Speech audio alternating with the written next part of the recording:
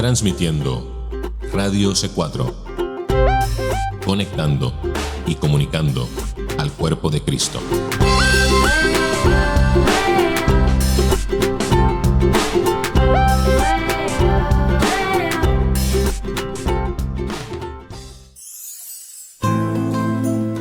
A partir de este momento, Radio C4 presenta Estudiando el Antiguo Testamento con Karina Guidi. Para comunicarte con este programa puedes escribirnos a miradiocc4@gmail.com o enviando un mensaje de texto al 239-949-90.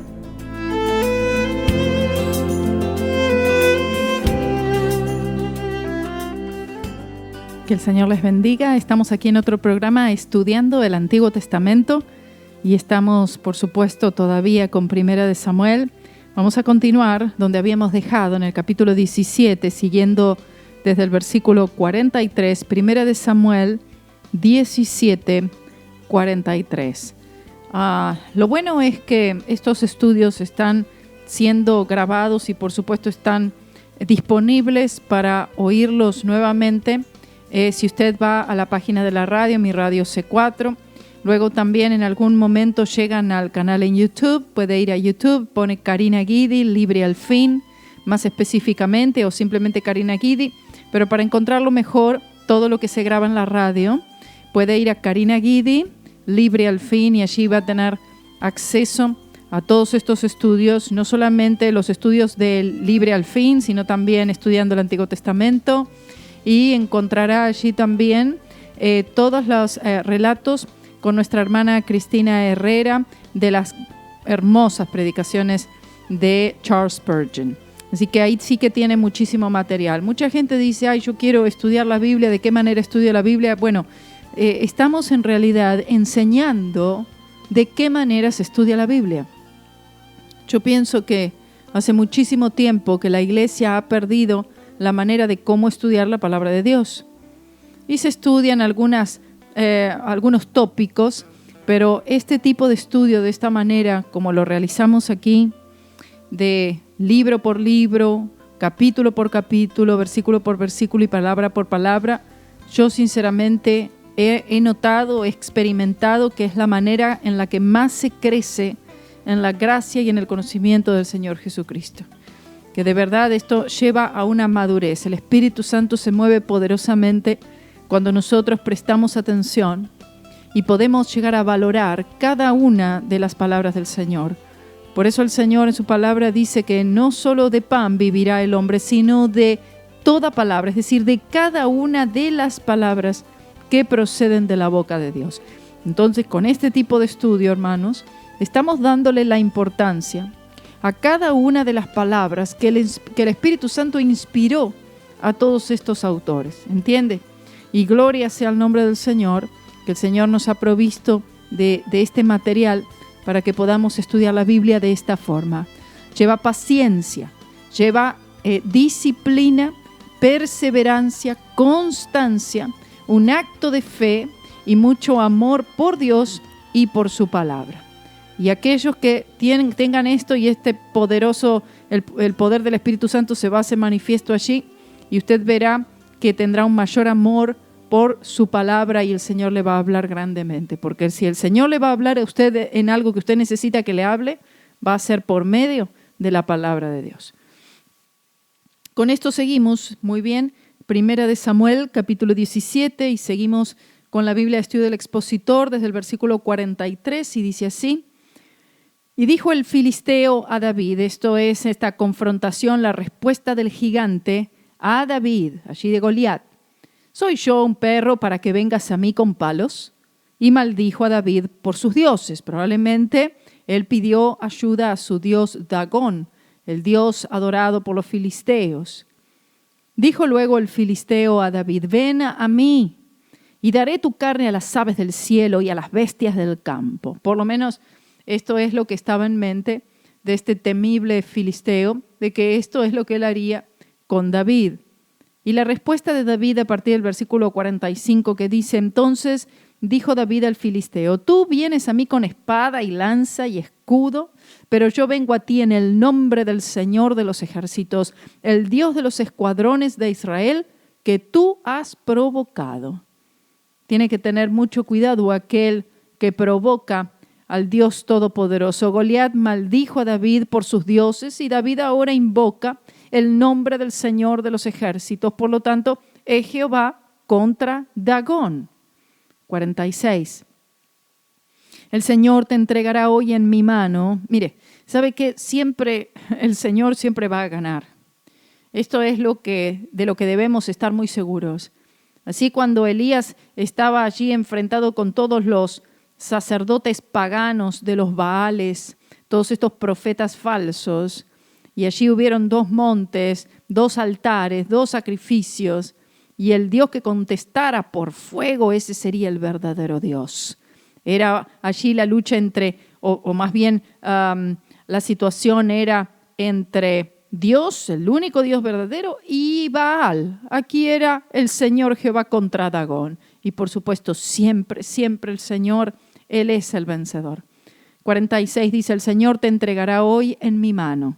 Como se dijo, el Señor ya le había dicho esto que Él debía hacer a David.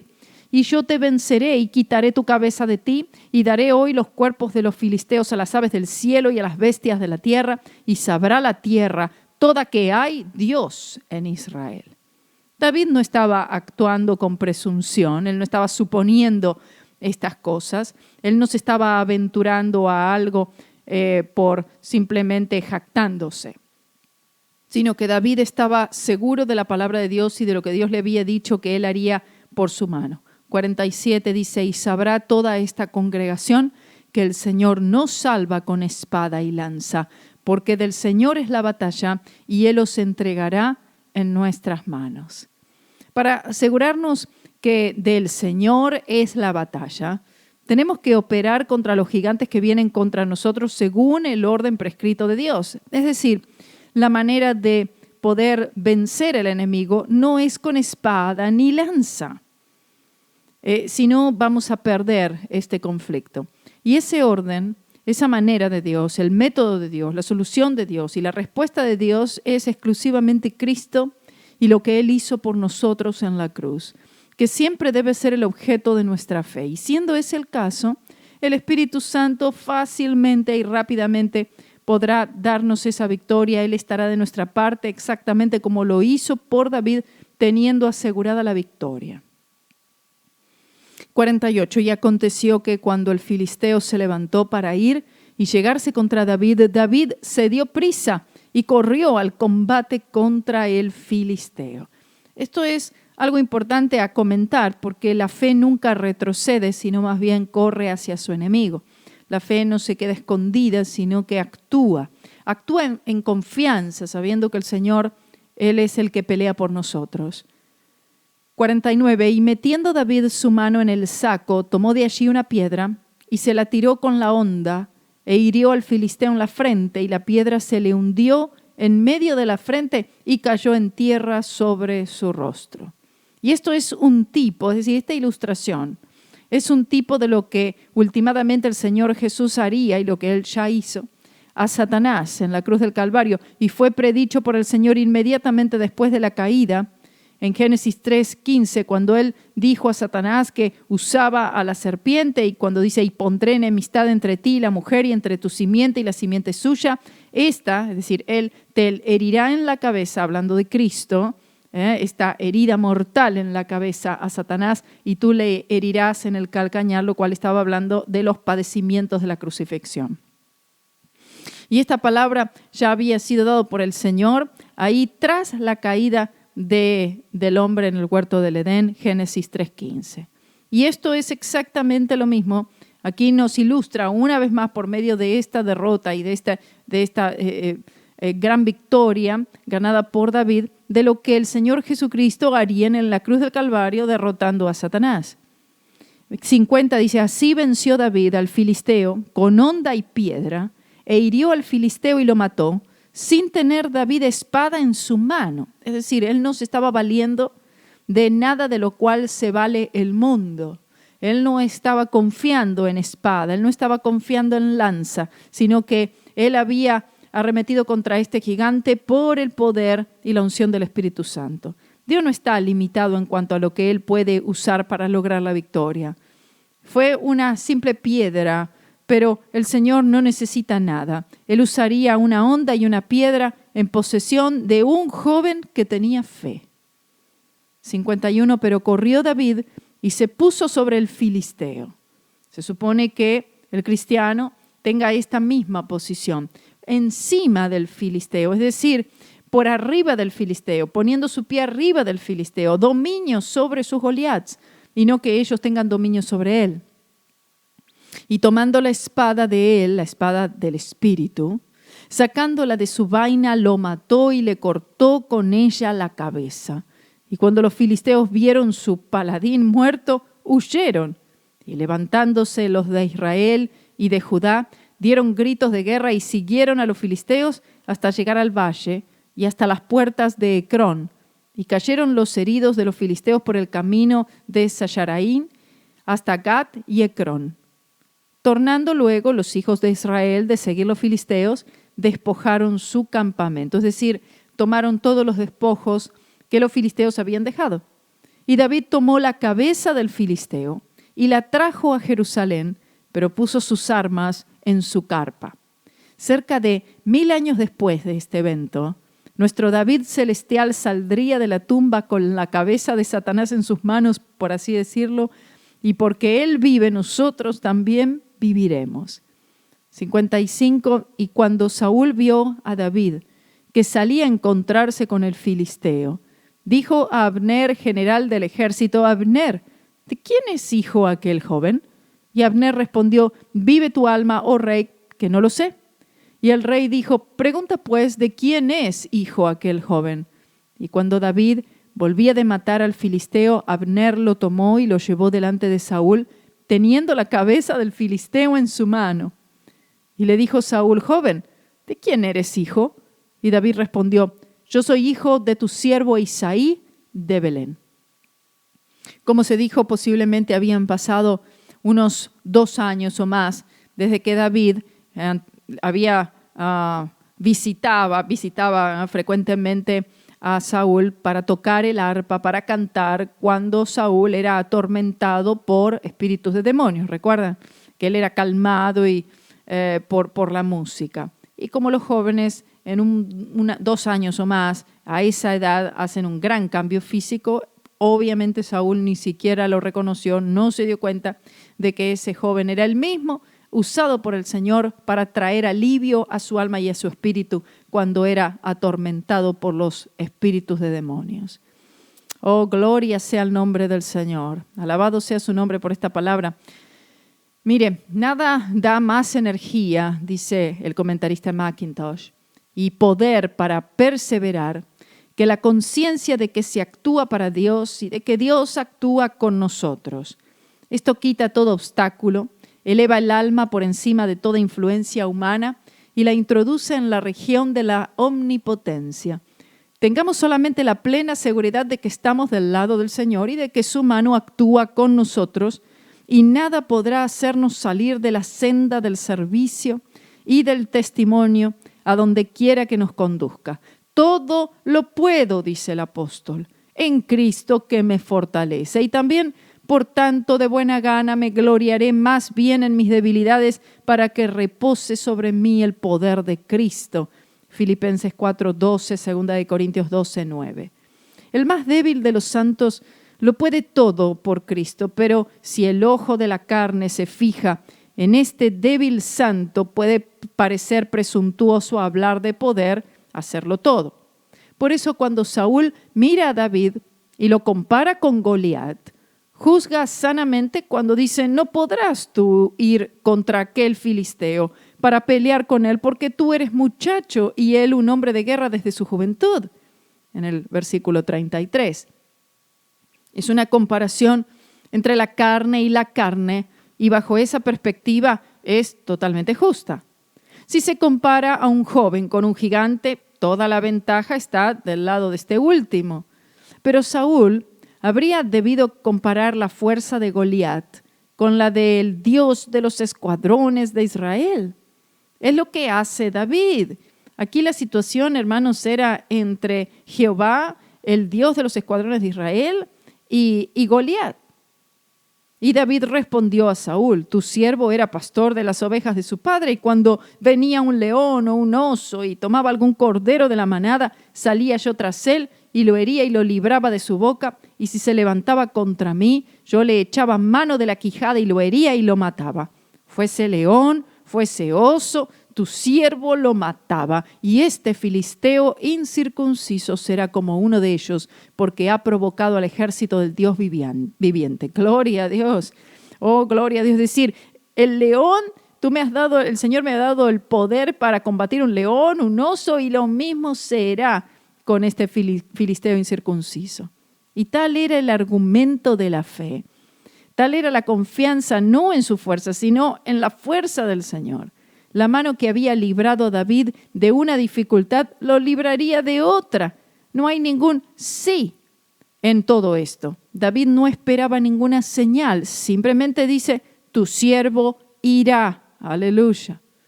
David había sentido el poder de la presencia de Dios con él en el secreto, en este lugar allí apartado de todos, sin que nadie viera estas victorias. Porque es cierto, nadie había visto, nadie había aplaudido ni reconocido jamás la victoria de David contra el león o contra el oso. Gloria a Dios, pero ahora el Señor lo pone en evidencia de todo el pueblo filisteo, de todo Israel, que el Señor estaba en su vida.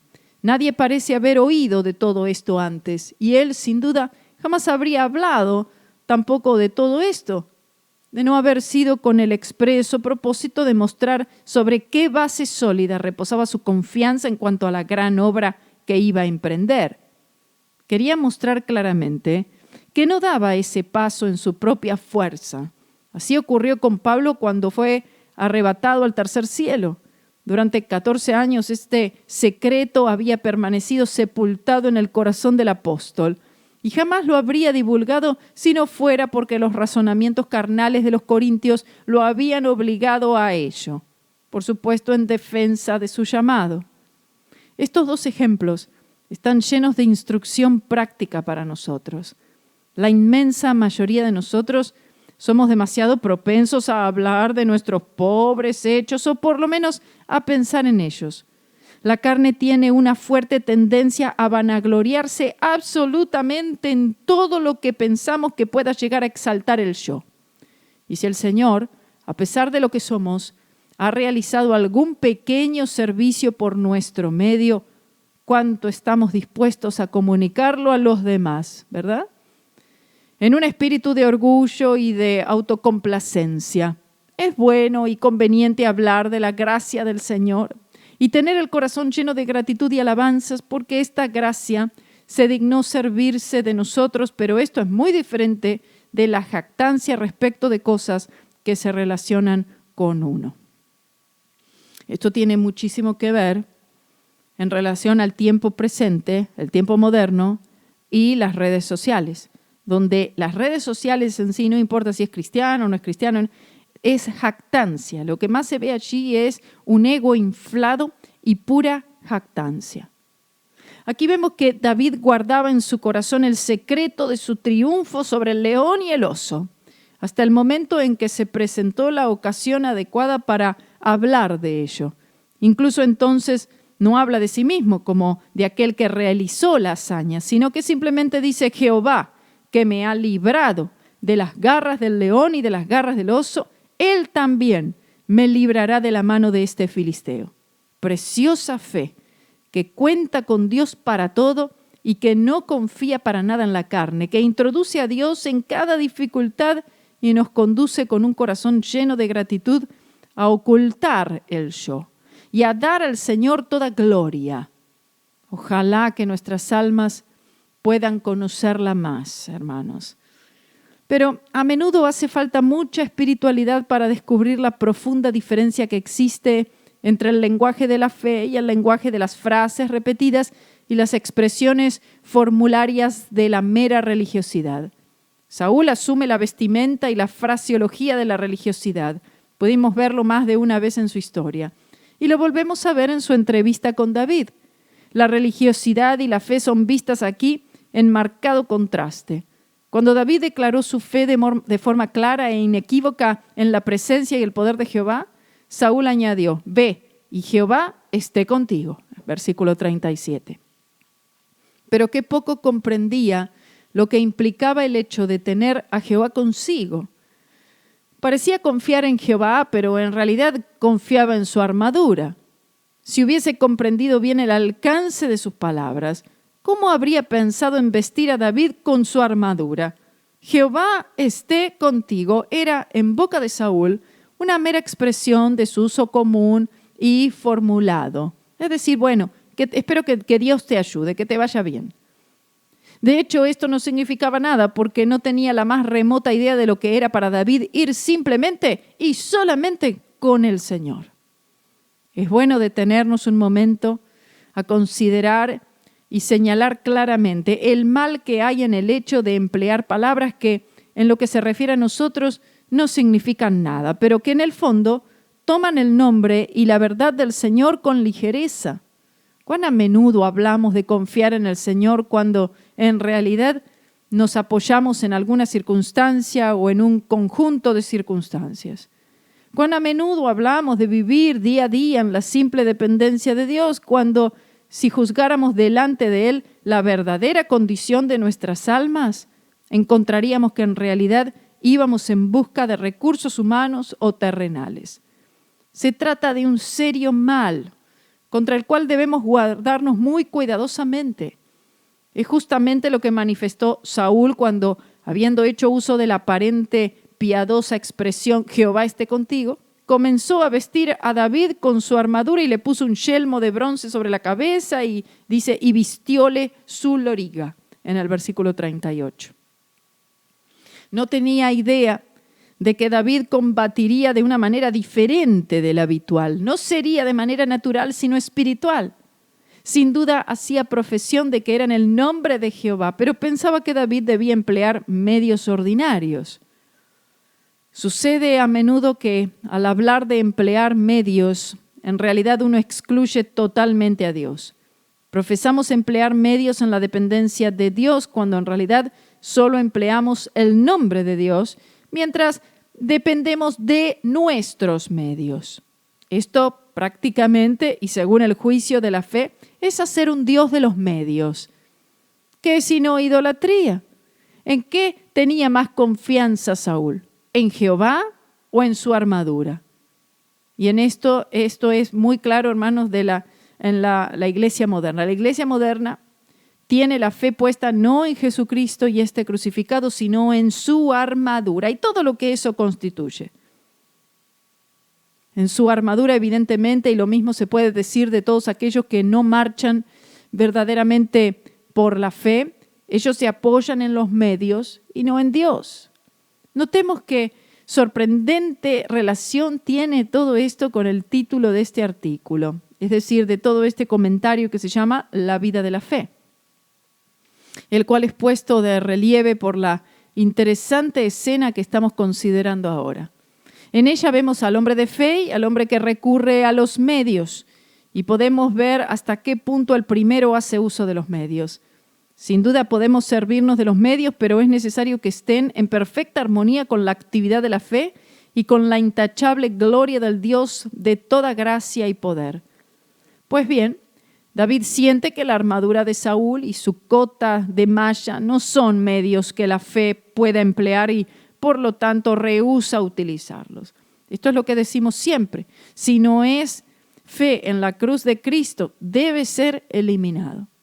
Si se hubiera servido de ellos, la victoria no habría sido tan manifestamente del Señor y David había profesado su fe en el poder de Jehová para librar al pueblo y no en la armadura humana.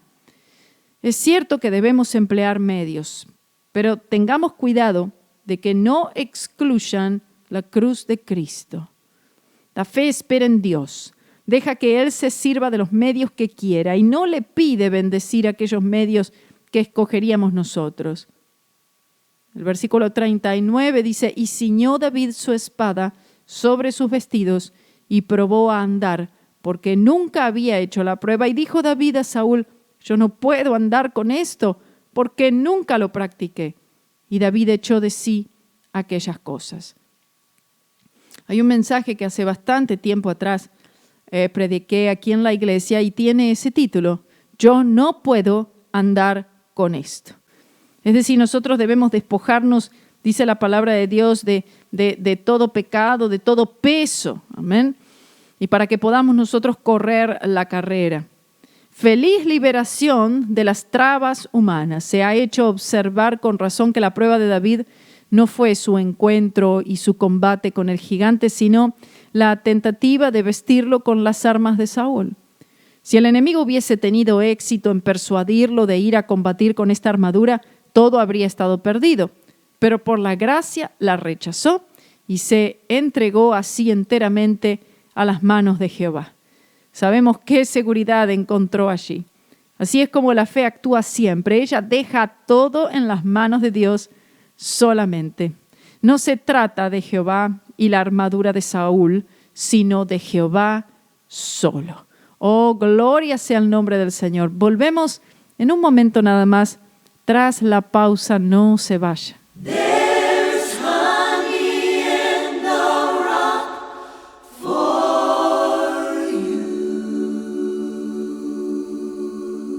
Oh, my brother, do you know the Savior who is wondrous, so kind and so true? He's the rock of your salvation. There's honey in the rock for you. Oh, there's honey in the rock, my brother. There's honey in the rock for you. Leave your sins for the blood to cover. There is honey in the rock for you. Oh, there is honey in the rock, my brother. There's honey in the rock for you. Leave your sins for the blood to cover. There is honey in the rock for you. Then go out through the streets and the byways. Preach the word to the many or the few. Say to every fallen brother, there is honey in the rock for you. Let me sing that verse again. Go out, he said, to the streets and the byways. Preach the word to the many or the few. Say to every fallen brother, there is honey in the rock for you. Oh, there's honey. Estamos de vuelta y la verdad cada vez más fascinada con este estudio. Es realmente de gran poder. Sigue diciendo el comentarista, dice, no podemos aplicar esto al caso de un pobre pecador perdido y sin fuerza y que tiene necesidad de que sus pecados le sean perdonados. Satanás se esforzará por inducirlo y procurar añadir algo a la obra de Cristo con vistas a este perdón, algo que disminuya la gloria del Hijo de Dios como único salvador de los pecadores. Querría decirle a tal alma, si usted añade lo que sea a la obra de Cristo, hará que no sea de ningún provecho. Y la verdad, hermanos, esto es exactamente lo mismo cuando después de ser salvos tratamos de añadir algo a la obra santificadora del Espíritu Santo a través de la cruz de Cristo. Es decir, nosotros entramos por fe en lo que Cristo hizo en la cruz y de la misma manera somos mantenidos y somos transformados, cambiados y santificados por la sangre del Cordero de la misma manera y por supuesto por la obra del Espíritu Santo. Si nosotros hacemos esto, entonces la cruz de Cristo no tendrá ningún efecto para nosotros. Por eso es que aquí el comentarista dice, si se hubiese permitido añadir algo, ciertamente habría sido la circuncisión, puesto que era la institución divina, y sin embargo el apóstol dijo, he aquí, yo Pablo os digo que si os circuncidáis, de nada os aprovechará Cristo, y otra vez testifico a todo hombre que se circuncida, que está obligado a guardar toda la ley. De Cristo os desligasteis, los que por la ley os justificáis, de la gracia habéis caído. Gálatas 5, 2 al 4. Y esto es justamente el problema de la iglesia moderna. Tristemente, se han desligado de Cristo porque están tratando de vivir para Dios por medio de guardar la ley. No importa si es la ley de Moisés o cualquier otra ley, pero como sea, lo que Cristo hizo en la cruz del Calvario no tiene ningún provecho para ellos. Así pues, Cristo solo es todo lo que nos hace falta. No Cristo y nuestras obras, sino simplemente Cristo, porque Él es plenamente suficiente. No necesitamos nada más y nada menos podría bastarnos. Deshonramos la suficiencia de su obra expiatoria cuando procuramos relacionar con ella algo que sea de nosotros. Así como David habría deshonrado a Jehová si hubiese ido a enfrentar al guerrero filisteo vestido con la armadura de Saúl. Sin duda, los hombres prudentes del mundo no podían sino condenar en él lo que les parecía la temeridad y la precipitación de la juventud. De hecho, cuanto más versado era un hombre en la práctica de la guerra, más debía considerar una locura la conducta del hombre de fe. Pero ¿qué importaban estos juicios? David sabía a quién había creído. Sabía que no era imprudencia lo que hacía para actuar, sino su fe en la voluntad y el poder de Dios para ayudarlo en el momento de la necesidad. En todo el ejército de Saúl, ninguno conocía la debilidad de David más de lo que él mismo la sentía en ese momento crítico. Aunque los ojos de todos estaban fijos en él, como alguien que tenía mucha confianza en sí mismo, nosotros, no obstante, sabemos lo que sostenía su corazón y afirmaba sus pasos mientras iba al encuentro de su temible enemigo. Sabemos que el poder de Dios estaba allí de una manera tan manifiesta como el día en que las aguas del mar fueron divididas, a fin de dar paso a los redimidos. Y cuando la fe introduce el poder de Dios, nada puede, ni por un momento, interponerse en su camino. Oh, gloria a Dios, gloria a Dios. El versículo 40 nos muestra la armadura de David. Dice, y tomó su cayado en su mano y escogió 5 piedras lisas del arroyo y las puso en el saco pastoril, en el zurrón que traía, y tomó su honda en su mano y se fue hacia el filisteo. Vemos pues que David emplea medios, pero ¿qué medios? ¿Qué menosprecio no arrojó sobre la poderosa armadura del filisteo? ¿Qué diferencia la armadura del filisteo a 5 piedras lisas? ¿Qué contraste entre su honda y la lanza del gigante, cuya asta era como el rodillo de un telar? David no podía infligir herida más profunda al orgullo del filisteo que viniendo contra él con tales armas. Era decir, lo poco que tenía en cuenta todo su equipamiento guerrero. Goliat lo sintió, le pegó al orgullo. Por eso le dijo, ¿soy yo perro? En el versículo 43. Era poco importante para el juicio de la fe lo que era un perro o un gigante. Era un enemigo del pueblo de Dios y David iba a enfrentarlo vestido con las armas de la fe. Entonces dijo David al filisteo, tú vienes a mí con espada y lanza y jabalina, mas yo vengo a ti en el nombre de Jehová de los ejércitos, el Dios de los escuadrones de Israel, a quien tú has provocado. Jehová te entregará hoy en mi mano, y toda la tierra sabrá que hay Dios en Israel. Y sabrá toda esta congregación que Jehová no salva con espada y con lanza, porque de Jehová es la batalla, y él os entregará en nuestras manos. Versículos 45 al 47. Vemos aquí cuál es el verdadero objeto del hombre de fe, a saber que Israel y toda la tierra puedan tener un glorioso testimonio del poder de Dios y de su presencia en medio de su pueblo. Nunca lo habrían tenido si David hubiese utilizado la armadura de Saúl. No habrían sabido que Jehová no salva con espada y con lanza.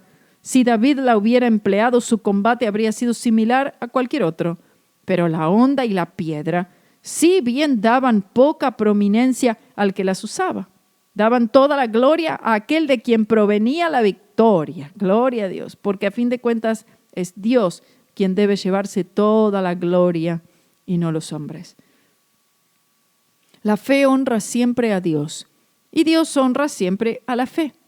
David, como ya ha sido observado, se puso en las manos de Dios y el feliz resultado es una plena y gloriosa victoria. Así venció David al filisteo con honda y piedra e hirió al filisteo y lo mató sin tener David espada en su mano, dice el versículo 50. ¡Qué magnífico triunfo! Precioso fruto de una fe simple en Dios. ¿Cómo debería animar nuestros corazones a echar de nosotros toda confianza carnal y a aferrarnos a la única fuente verdadera de poder, que es la cruz de Cristo?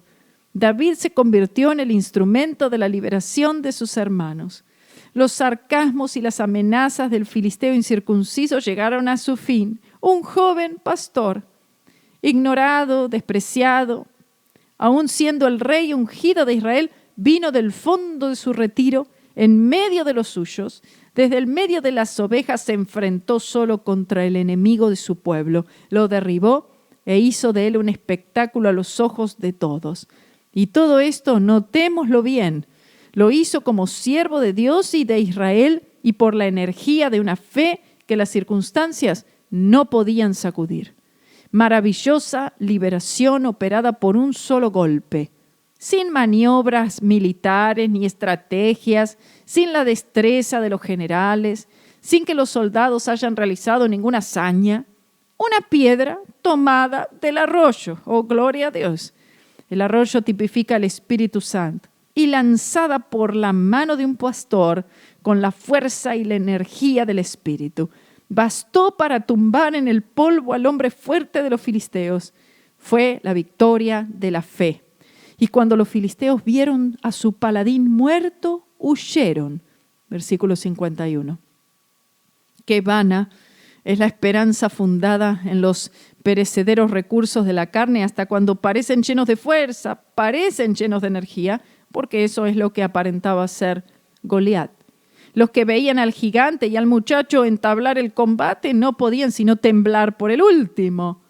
¿Quién habría pensado que esa maciza armadura que cubría a Goliat no sería más que paja ante una honda y una piedra? Y sin embargo, el paladín de los filisteos cae y con él todas las esperanzas que los filisteos abrigaban. Levantándose luego los de Israel y los de Judá, gritaron y siguieron a los filisteos hasta llegar al valle y hasta las puertas de Ecrón. Versículo 52. Podían en efecto dar gritos de júbilo, porque Dios había actuado manifiestamente en su favor para librarlos del poder de sus enemigos. Había obrado con poder por la mano de uno al que no conocían, ni reconocían como el rey ungido sobre ellos, pero cuya gracia moral era capaz de atraer todos los corazones. Pero entre los millares de israelitas que habían contemplado la victoria obtenida sobre el filisteo, se encontraba uno cuya alma entera se vio cautivada de un ardiente afecto por el vencedor. El más irreflexivo no podía menos que quedar impresionado y admirado ante semejante hazaña. Todos los presentes, sin duda, se vieron afectados en distintos grados y de diferentes maneras. Podemos decir en cierto sentido que fueron revelados los pensamientos de muchos corazones. En algunos puede que prevaleciera la envidia, en otros la admiración. Unos se detenían en la victoria y otros en el instrumento del que Dios se había servido, mientras que en otros el corazón se elevaba lleno de reconocimiento hacia el Dios de los escuadrones de Israel, que había venido de nuevo en medio de su pueblo con la espada desenvainada en su mano contra sus enemigos. Pero había entre todos ellos un corazón devoto que fue poderosamente atraído por la persona del vencedor. Y me estoy refiriendo aquí de Jonatán. Oh, gloria a Dios, gloria a Dios. Jonatán pasa a ser alguien muy especial, tanto el uno para con el otro, una amistad inquebrantable entre David y Jonatán, hijo del rey Saúl, por supuesto. Y con esto vamos entonces a detenernos aquí y vamos a pasar a 1 de Samuel, capítulo 18, versículo 1, y luego vamos a seguir estudiando todo este capítulo 18. Mire, hermanos, no hay ningún desperdicio aquí. Yo realmente siento una confirmación tan grande. Siento el poder, siento la presencia del Señor continuamente en este lugar aquí grabando, en este cuarto. Siento la presencia y el poder del Espíritu Santo y espero que sea real donde sea que usted se encuentre. Gloria a Jesús. Le ruego al Señor que usted pueda sentir esto. Dice así el capítulo 18, versículo 1. Así que él hubo acabado de hablar con Saúl, el alma de Jonatán fue ligada con la de David y lo amó Jonatán como a sí mismo. Jonatán era para David como un hermano menor, mejor dicho, un hermano mayor, ¿no? Y versículo 2, y Saúl le tomó aquel día y no le dejó volver a casa de su padre, es decir, trajo a David a la corte del rey. E hicieron pacto, Jonatán y David, porque él le amaba como a su alma. Y Jonatán se quitó el manto que tenía sobre sí y lo dio a David y otras ropas suyas, hasta su espada, su arco y su talabarte. Mire, esto es algo muy significativo, este acto de Jonatán hacia David. Porque, bueno, el pacto que ellos hicieron básicamente significaba que lo que perteneció a Jonatán ahora pertenecía a David. En efecto, le estaba entregando a David el reino porque él sabía que Dios le había llamado para ser poseedor del reino. Lo que perteneció a David ahora pertenece a Jonatán también, porque este era el tipo de pacto que habían hecho. Ellos irían hasta tal punto que si fuera necesario entregarían sus propias vidas el uno por el otro. Y eso se extenderá a sus hijos. Es decir, este pacto también sería por las generaciones futuras de ambos, en el que cualquiera de los dos protegería, sería de ayuda de aquellos hijos o nietos, ¿no? Por lo menos hasta donde fuera extendida las vidas de ellos. Y eso se extenderá a sus hijos, como digo, de allí la razón por la que David traería a Mefiboset al palacio y le daría lugar y posición allí, lo cual cuando lleguemos a ese capítulo lo vamos a estudiar, el capítulo 9 de 2 de Samuel. Al pacto del cual se refiere es básicamente tipo del nuevo pacto hecho por Cristo en la cruz. Entramos en el pacto por virtud de la fe en Cristo y lo que Él hizo por nosotros. En el versículo 5 es manifestada la envidia, el celo de Saúl contra David. Dice, y salía David a donde quiera que Saúl le enviaba y se portaba prudentemente. Así que varias veces el Espíritu Santo dará testimonio de esto con respecto a David. Él lo hizo por la ayuda del Espíritu Santo. Y sigue diciendo, y lo puso Saúl como capitán de gente de guerra y era acepto en los ojos de todo el pueblo y en los ojos de los siervos de Saúl.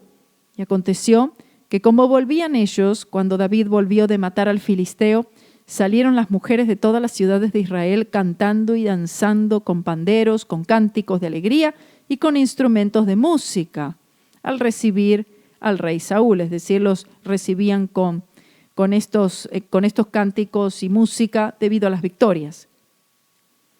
Y cantaban las mujeres que danzaban y decían, Saúl hirió sus 1000 y David sus 10,000. Y se enojó Saúl en gran manera y desagradó esta palabra en sus ojos y dijo, a David dieron 10,000 y a mí 1000, no le falta más que el reino. Es decir, que cuando Saúl se paró, incapaz, delante del enemigo, un niño pastor salió adelante y le dio victoria. Este muchacho llevado para ser su paje de armas había mostrado tantas grandes cualidades que el pueblo le estimó 10 veces más en valor que el de Saúl. Y debido a una carencia total de espiritualidad, Saúl no podía soportar eso. Versículo 9. Y desde aquel día Saúl empezó a tener envidia de David. El tipo de envidia de la cual aquí habla es una envidia con un sentimiento asesino, un deseo de terminar con la vida de David.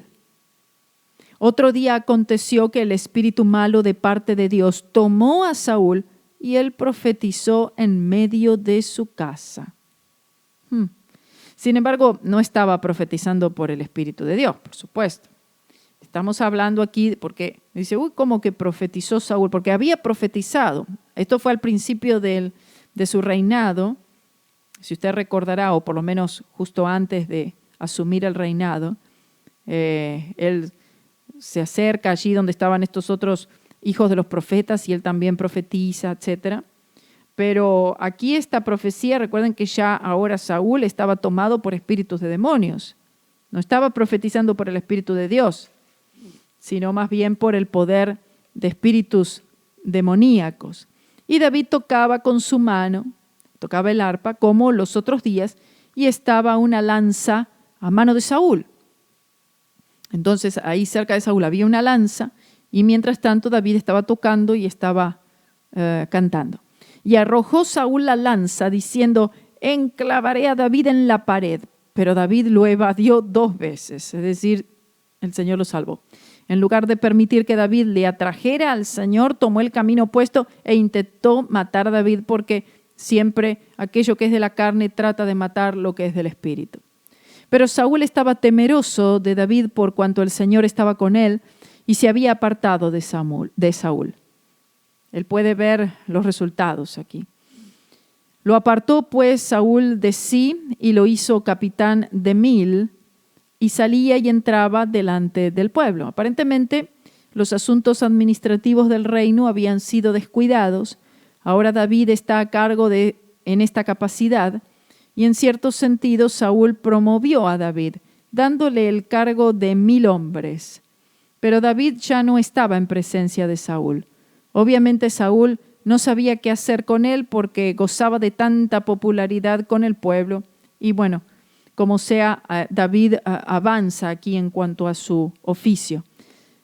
Versículo 14, y David se conducía prudentemente en todos sus asuntos y el Señor estaba con él.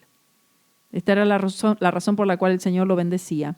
15, y viendo Saúl que se portaba tan prudentemente, tenía temor de él. Pero todo Israel y Judá amaba a David porque él salía y entraba delante de ellos. Es decir, él era totalmente confiable y, como se ha dicho, se portaba prudentemente en todas las cosas. Aquí vemos como en este versículo, por lo menos hasta aquí que leímos el versículo 16, en estos pocos minutos que nos quedan, Jonatán se unía sin duda a la alegría general producida por el triunfo de David, pero experimentaba más que esto. No era meramente la victoria obtenida lo que atraía los profundos y ardientes afectos de su alma, sino la persona del vencedor. Saúl mismo, movido por un interés personal, podía desear guardar al valiente David cerca de él, pero no por afecto, sino simplemente para vanagloriarse. ¿Están viendo usted la diferencia? Aquí tenemos a alguien que tiene un sentimiento sincero de amor fraternal, de amistad, como Jonatán hacia David y David hacia Jonatán también. Y por otro lado vemos a Saúl que todo lo que lo mueve a Saúl es el interés propio, por supuesto la vanagloria. Jonatán, por el contrario, amaba realmente a David y no sin razón. David había llenado un gran vacío en su corazón y había quitado un gran peso de su alma. Una gran necesidad había sido sentida. El desafío del gigante que cada día repetía sin hallar respuesta había puesto de manifiesto la extrema pobreza de Israel. El ojo, recorriendo todas las filas del ejército, había buscado en vano a alguien que diera un paso al frente para responder al orgulloso filisteo. No había nadie. Cuando las altivas palabras de Goliat se hacían oír, todos los varones de Israel que veían a aquel hombre huían de su presencia, dice la palabra, y tenían gran temor. Todos, dice, todos ellos, sí, Todos huían cuando oían la voz y veían la prodigiosa estatura de este temible enemigo. La necesidad de una liberación era extrema y no había nada para responder a ello. Así pues, cuando aparece el hombre que abate el orgullo del enemigo y salva a Israel, ha de sorprendernos el hecho de que el alma de Jonatán se ligue a él con un afecto puro y sincero. Y cabe recordar que es David mismo, y no su obra, lo que toca el corazón de Jonatán. Admiraba la victoria que obtuvo, sin duda, pero mucho más aún al vencedor. Si es interesante observar esto, cuán precioso es para nosotros hacer la aplicación al verdadero David, a aquel de quien el pastor de Belén era un sorprendente tipo. No cabe duda de que la escena entera es la imagen de una liberación infinitamente más grande. En Goliat vemos el poder por el cual el enemigo mantenía cautivas a las almas, poder del cual ningún medio humano podía liberar. El enemigo podía seguir viniendo en actitud de reto día a día, año tras año, sin que nadie fuese capaz de responderle. Y esto es lo que sucedió hasta que llegó Cristo. De generación en generación podía oírse la solemne sentencia contra la posteridad caída del Adán pecador. Está establecido para los hombres que mueran una sola vez y después de esto el juicio. Y al igual que Israel en el valle de Ela, la única respuesta del hombre frente a esta sentencia era el más aterrador espanto. Por el temor de la muerte estaban durante toda la vida sujetos a servidumbre, como dice Hebreos 2:14. Había una profunda necesidad sentida e insatisfecha, un enorme vacío imposible de llenar. El corazón del hombre suspiraba ardientemente por algo, pero en vano. Los derechos de la justicia divina no fueron satisfechos, ni podían serlo. La muerte y el juicio fruncían el ceño a la distancia y ante esta perspectiva el hombre solo podía temblar. Pero bendito sea el Dios de toda gracia, un libertador apareció, el único que podía salvar. El Hijo de Dios, el verdadero David, el Rey ungido de Israel y de toda la tierra. Respondió a las necesidades, llenó el vacío y satisfizo plenamente los ardientes deseos del corazón. Pero, ¿dónde? ¿Cómo? ¿Y cuándo sucedió esto? En el Calvario, hermanos, en el Calvario, por su muerte. En esa hora terrible, cuando toda la creación sintió la solemne realidad de lo que se llevaba a cabo, la cruz fue el campo donde la batalla fue librada y la victoria obtenida. Allí el hombre fuerte fue despojado de todas sus armas y su casa saqueada. Allí todos los derechos de la justicia fueron plenamente satisfechos. Como dice ahí, el acta de los decretos que había contra nosotros fue quitada y clavada en la cruz. Allí también por la sangre del Cordero. Las maldiciones de una ley violada fueron borradas para siempre y los gritos de una conciencia culpable apaciguados para siempre. Gloria sea a Dios, la sangre preciosa de Cristo, como de un cordero sin mancha y sin contaminación, arregló todo para el alma creyente. El pobre pecador tembloroso puede contemplar la lucha y su glorioso resultado. Puede ver todo el poder del enemigo quebrantado con un solo golpe del todopoderoso libertador y sentir por ese mismo golpe su alma liberada de toda carga. La corriente de la paz y el gozo divinos puede fluir en el corazón y puede seguir su camino en el pleno poder de la liberación adquirida para él por la sangre de Cristo y proclamada en el Evangelio. Y uno que es el objeto de tal liberación, ¿no amará a la persona misma del libertador? Ay, ¿cómo podría ser de otro modo? ¿Puede alguien que ha sentido la verdadera profundidad de su miseria y gemido bajo la insoportable carga de sus pecados dejar de amar a aquel que satisfizo lo primero y quitó lo último? La obra de Jesús es ciertamente excelente, perfecta e infinitamente preciosa. Ningún pensamiento humano podría sondear su extensión y valor. Es más, Es su obra la que en realidad satisface las necesidades del pecador e introduce al alma en una posición en la cual puede contemplar su persona, apreciarle y gozarse en ella. En una palabra, la obra del Salvador, lo que hizo y lo que Él adquirió, es para el pecador. La persona de Cristo, lo que Él es para el santo. Gloria sea el nombre del Señor. Pero observemos bien esto. Podemos saber desarrollar con mucha exactitud la obra de Cristo para el pecador y tener a la vez el corazón frío, los afectos apagados y los sentimientos muy poco desarrollados con respecto a su persona. Quizás hay alguien que tiene el corazón, en vez de ser el corazón y el afecto de Jonatán, se parezca más al de Saúl. En el capítulo 6 del Evangelio de Juan vemos a una multitud de personas que siguen a Jesús por motivos puramente personales, por intereses propios. De modo que se ve obligado a decirles, de cierto os digo, que me buscáis, no porque habéis visto las señales, sino porque comisteis el pan y os saciasteis. Lo habían buscado no por lo que era, sino por lo que tenía. Por eso cuando les presenta esta declaración, si no coméis la carne del Hijo del Hombre y bebéis su sangre, no tenéis vida en vosotros. Y vemos que desde entonces muchos de sus discípulos volvieron atrás y ya no andaban con él.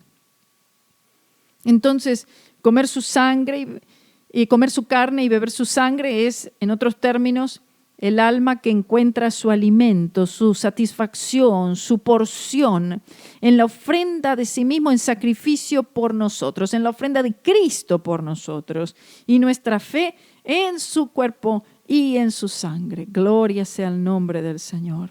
Todo el Evangelio de Juan es el desarrollo de la gloria personal de la palabra o el Verbo hecho carne, quien se nos presenta como el Cordero de Dios que quita el pecado del mundo.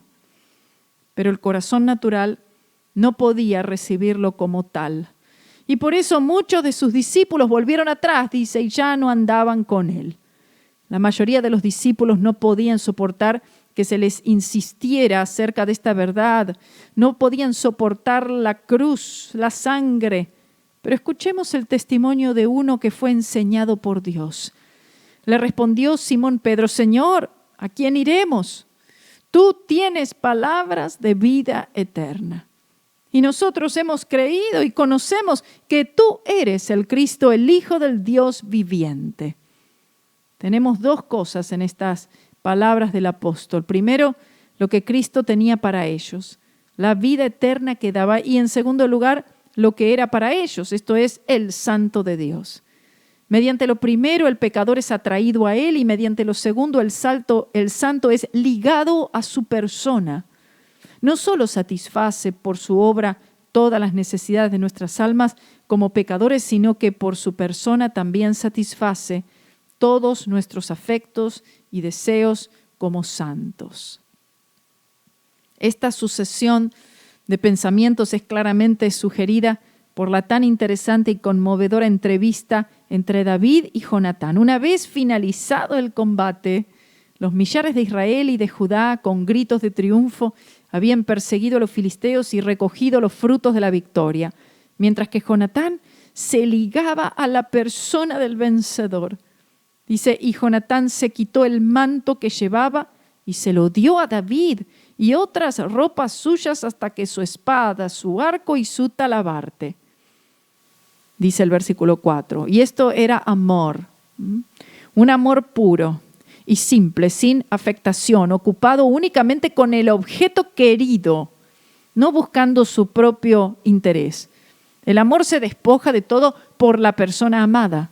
Y David se había olvidado de sí mismo y había expuesto su vida por Dios a su pueblo, y ahora Jonatán se olvida de sí mismo por David. Gloria sea al nombre del Señor. Vamos a dejar aquí, no tenemos más tiempo. Sé que está fascinante, pero nos encontramos nuevamente en el próximo programa aquí estudiando el Antiguo Testamento. Le ruego, por favor, comparta esto con otros. Que el Señor les bendiga. Estudiando el Antiguo Testamento con Karina Guidi es una producción de Radio C4. Para una copia de este programa, comunícate con Radio C4 en www.radioc4.com o miradiocc4@gmail.com. Que Dios les bendiga.